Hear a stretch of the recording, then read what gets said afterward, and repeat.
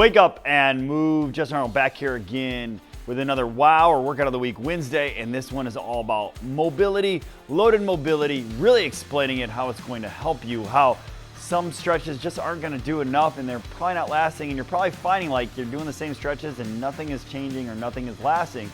So I'm going to show you some ways to make some of these things to increase mobility, flexibility, stability, all these things by using several different stretches, loading them. We got a bench, we got TRX, we got body weight, all of that to make you move better, feel better, and live better. Ultimately, that's what we want here at Flex and P. So check it out on your Wow Wednesday.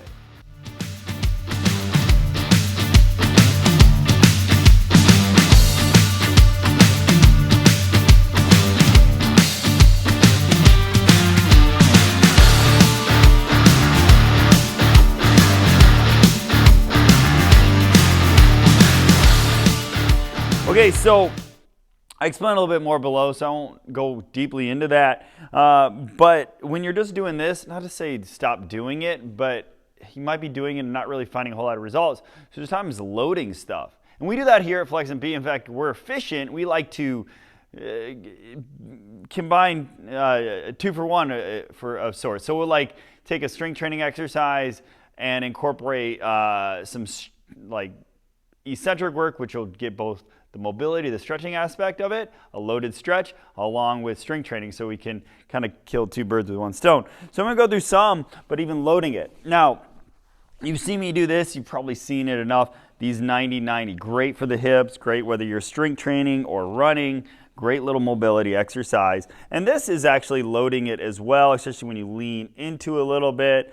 You can even, as you've probably seen me, you could add a little bit of weight into it. When you come up to things like this, now this is a loaded halo, which is great for shoulder mobility, but then taking your way down onto that eccentric right there, that lower with loaded, and doing that nice and controlled can really add from it. Some other ones you can do in this position, just simply doing this is loading it. You're adding resistance by the form of your hand, and simply doing this stretch. So this would be the static version. Maybe you add to and just hold it. But when we load it a little bit, maybe even add some reaches. You could say like 10 aside or something. All of this is really going to increase that mobility. And when we load it, it's going to be more lasting.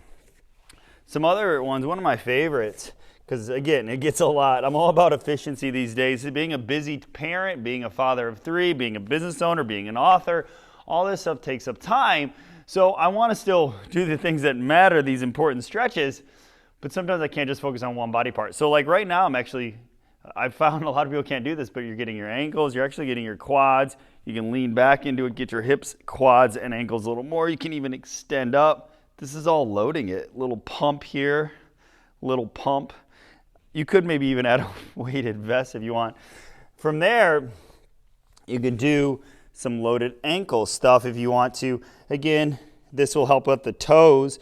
So if you're a runner or something, or any athlete on your feet, or I've been ice skating, man, my feet, you could even, say, put a weight here to load it. We're getting this ankle, we're rocking back into these toes. These look fun, but they're really great. And for somebody like myself who's broken this big toe, things like this really help out. Show you a few more here that I like. So we got this bench, and you've probably seen a version of this where we take that pigeon stretch, we put it on a box, we move it in different directions, same idea.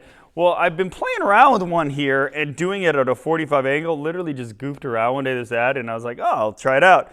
And I started sitting into it. I was like, man, this is a different version. Again, we could take that weight. Let me grab it real quick. So notice where my foot placement is here. Maybe we should turn it closer to the camera so you can kind of see. So this, again, bench is at like a 45-degree angle. I'm digging this foot in here. I'm extending this one back. So right now I'm getting this, but I'd actually do more like I'm actually like trying to lift up on it. So I'm pressing down in here and then sinking. Now again, you can add some more weighted resistance here. You can even hinge into it.